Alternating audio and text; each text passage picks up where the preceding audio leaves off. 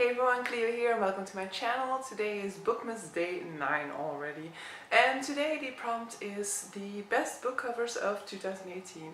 Now, if you see my video yesterday, I wasn't sure yet whether I wanted to do the best book covers of the books that I read in 2018 or the best book covers of books that came out in 2018. In the end I did decide to go with the books that came out in 2018 just because I have a couple of them lying around. So I have a couple of new releases lying around with very beautiful covers, so I want to pay tribute to them and be able to talk about some new books as well.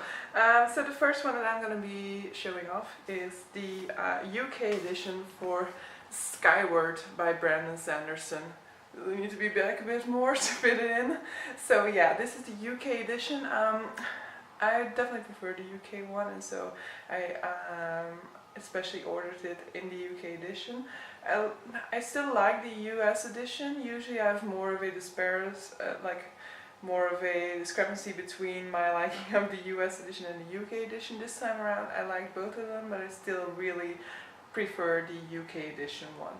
So Skyward by Sanderson is his, it's the first novel in his new YA sci-fi series. Now I don't read a lot of sci-fi, so I'm definitely very interested to see what this will bring. I don't know a lot about it. I think it's this girl who's trying to become like a sort of a pilot, a space pilot, but she has like some reputation against her because of her father, and he apparently has a very bad rep.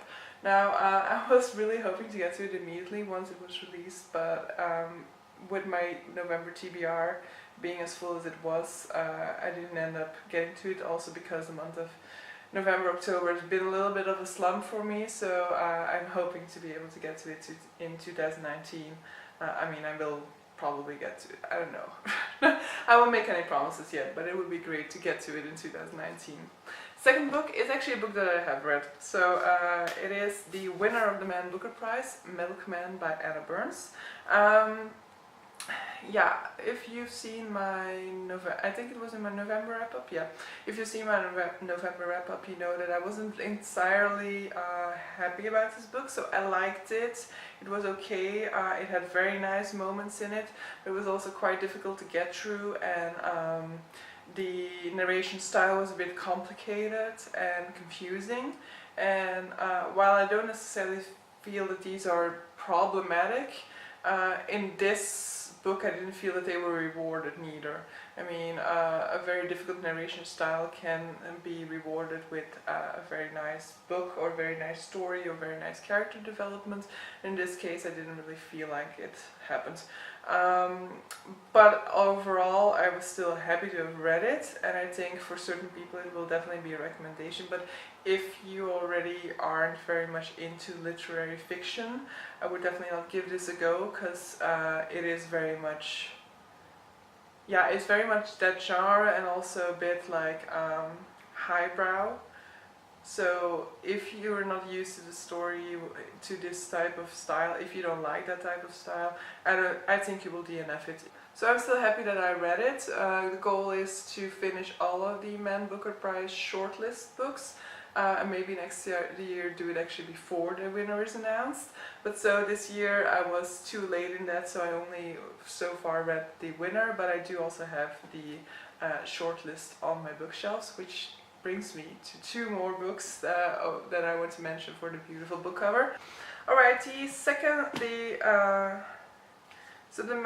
book on the Man Booker Prize shortlist that I have to show you guys here is the Overstory by Richard Powers. So yeah, let's see if I can catch it correctly. Yeah. So this cover is basically a tree cut into layers, and then so every layer is a different type of tree. And as far as I know about the story, because I usually don't delve into the story too much before reading it, we follow like the lives of certain trees, and we see the lives of people from the perspective of the trees. So it sounds promising, but it can also be very bad. But of course, since it was nominated, I would assume it would be good. But yeah, I also was a bit let down by Milkman, so I'm not sure that the Overstory will be better or not. So we'll see in 2019. But I really love the way in which the concept of the story has been integrated into the book cover, and it's a very stunning result. The final one that I will be showing, which is also a Man Booker Prize shortlisted novel, is Everything Under by Daisy Johnson.